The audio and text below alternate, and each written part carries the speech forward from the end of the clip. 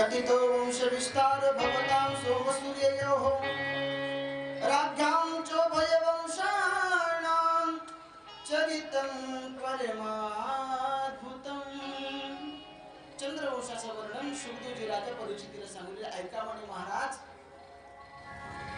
वसुदेव ग्रहे साक्षात भगवान पुरुष परः जनिष्यते तत्प्रियार्थं संभवन्तु सुरस्त्रियः। ऐका म्हणे, एक दिवसाची घटना होती।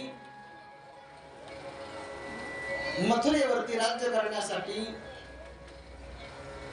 कंस, या कंसाचं राज्य मथुरेवरती होते आणि त्या कंस असणारा तो राजा असणारा, दुष्ट दुराचारी असणारा तो राजा कंस।